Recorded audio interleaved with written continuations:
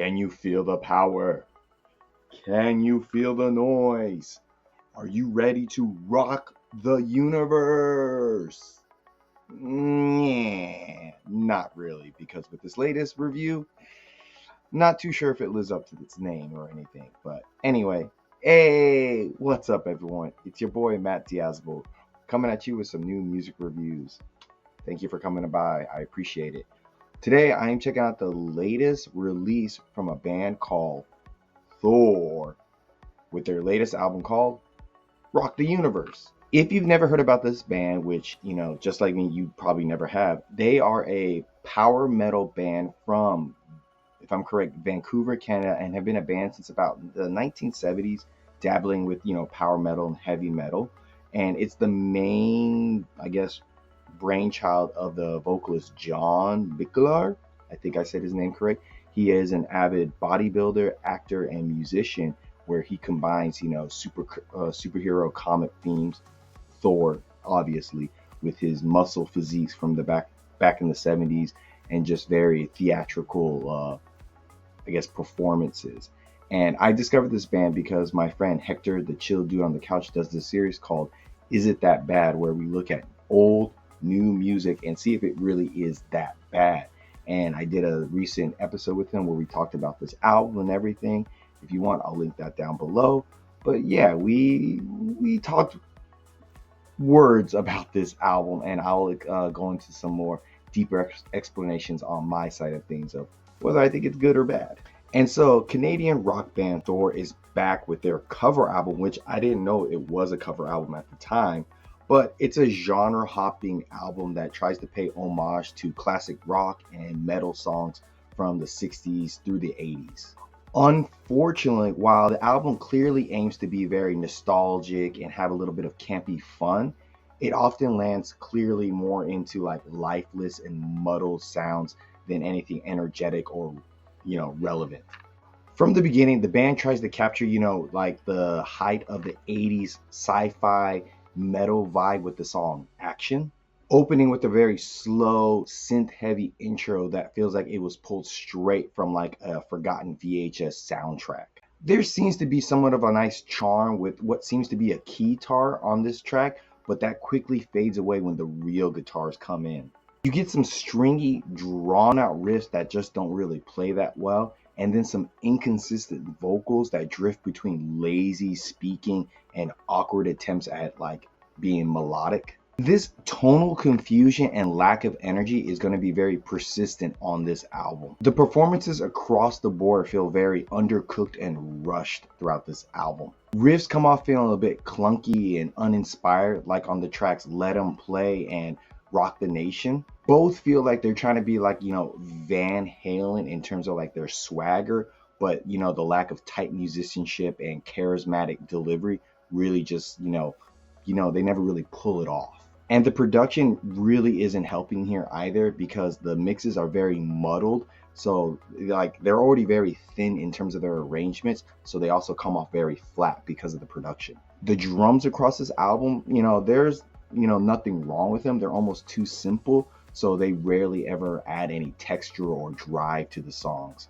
And they just come off sounding like placeholders than actual integral parts of the songs. Lyrically, the songs lean into some very typical rock cliches, but I can't really fault them for that since this is all just a cover album now that I know that. So with that being said, I would say there was like no nuance on a lot of the songs, like I'm Not Like Everybody Else and Sky Pilot, but that's just what the songs were written like, but it doesn't help with the vocal delivery.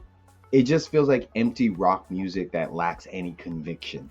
To its credit, I will give it that Thor, the band, do seem to find their footing a little bit better when they stray away from heavier moments. Steamroller Blues and Love Me Twice are more restrained blues tracks and country twangy songs that show that the band has some good groove to them, where they're not trying to be as like hard as rock. The inclusion of harmonicas, pianos, and cleaner mixes here really help bring the tracks alive and give them some really good texture, and it just feels like the performances are not as forced when they're trying to be heavier in terms of their sound.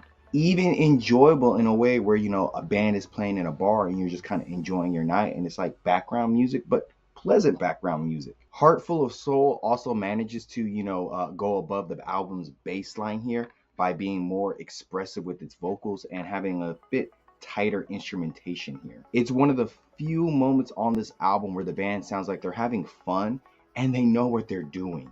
However, just when you think the album is about to like salvage itself a little bit with a little bit of dignity, it nosedives again. As you get the song I Am Ready, which is like a blues rock song that's just very by the numbers and has zero spark, and then the bizarre like decision to end the album with Back in the USSR. And at the time reviewing it, I thought it was a bit of a tone deaf, almost satirical sounding choice of a song, not realizing that it's not an actual song they have, but a cover of a Beatles song, which, I guess kind of makes sense for when it was first made, but now with everything politically in terms of like America, Russia, everything, it just seems like it's a very weird, out of place choice to have on the record. And I'm not too clear on why the band decided to have this cover, have it finish out the album, but overall it just leaves the album with a very sour and awkward note at the end of everything. Ultimately, Rock the Universe is an album that has a lot of ambition to it and very little payoff. I will say Thor does show capability in terms of like, when they're doing more bluesy and grassroots style playing songs, but a lot of the record feels like it's very like rough rehearsal material captured on a very low budget tape, because it has very muddled production, weak vocals, and underwhelming instrumentation dragging down this whole record. And so you would think, oh, this is going to be a fun throwback album, but with all the terrible decisions and playing here, it just kind of ruins it. And I would say maybe for hardcore listeners or longtime listeners of the band Thor, they might see the appeal for this album, but for most listeners, this is just a very frustrating, dull experience of decent songs just being weighed down by horrible performances and poor production and just overall lack of energy and lack of spark, which these songs, they deserve a better like treatment for sure. So this latest cover album from Thor, Rock the Universe, I would give it a okay to so-so 3.5 out of 10. Links down below. Tell me what you think about this album, and leave some comments. And like always, see you in the pit. Good things about you.